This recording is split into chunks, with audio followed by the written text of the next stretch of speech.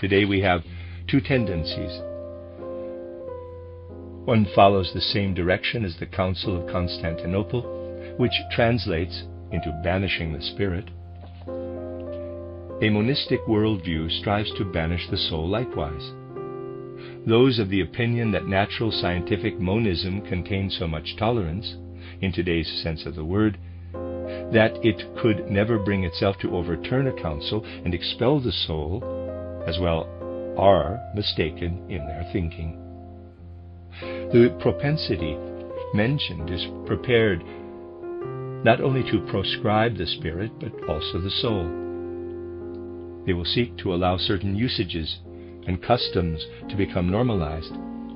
It will come about, do not take this to be a joke, that the soul will be eliminated. In addition to all the physical medicines that exist today, a whole raft of others will be added to treat those who talk of things as fantastical as spirits and souls. They will be remediated and will be medicated against all talk of spirits or souls. Spirit could just be discarded. Soul will only be driven out of people by medically treating the body. Though this may appear monstrous today, the thrust of certain objectives will arrive at the point of inventing medicines to vaccinate children with all sorts of agents whereby their physical organism is so debilitated as to allow materialistic attitudes to thrive rather well in them, when it will no longer be a matter of treating the ancient idea of soul and spirit as anything other than something people once believed in olden days and which can be consigned to smug amusement. Anyone who does not subscribe to this, quote, fundamental scientific principle, close quote, is regarded in certain circles, of course, as a, in quotes, blockhead. If one stands up and opposes such things, as one must, one runs the risk of being called a ridiculous fantasist and dilettante, or perhaps even worse.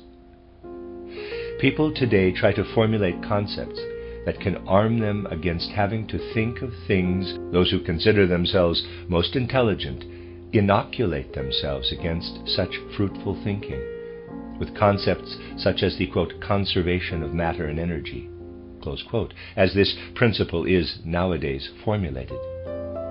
Saying things of this nature may seem like madness to some, but if we don't muster the courage to admit them to ourselves, we will never find the energy to unfold and kindle spiritual, scientific spirituality in our souls. This is why, in addition to the tendency just mentioned, which wishes to dispense with the soul, because it will be viewed as a pathology, there must be another, that of energetically resubstantiating that, in addition to a body, the human being bears within them both a soul and a spirit. To effect knowledge of the spirit, you will need to ensure that spiritual science becomes truly embedded, that people understand which elements actually belong to their being once they traverse the portal of death. One needs to know, in concrete terms of reality, what human beings are, and that they are to be free in their souls, fraternal as regards their bodies, and that people must be equal in the realm of their spirits.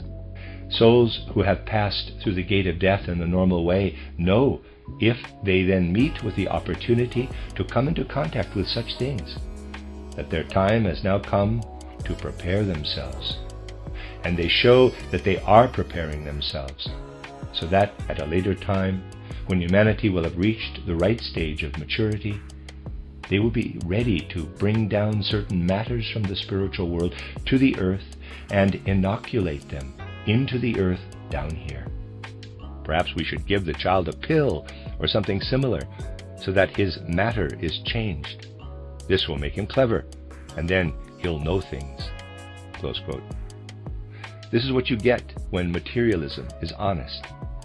Children would enter school, and just as today we vaccinate them against smallpox, for instance, we would have to vaccinate each in turn with cleverness. If cleverness is a material thing, it must be possible to inoculate it. Human children would thus have to be inoculated with cleverness, and materialism would then be honest. For if someone says he thinks with his brain, not with his soul and spirit, then it must be possible also to make the brain clever in a material way, and not through mind and spirit. That is the kind of terrible contradiction in which materialism would get itself caught up. The only salvation is to gain knowledge of the spirit again. It has indeed been necessary for a science of the spirit to come in this day and age, for otherwise human souls would die.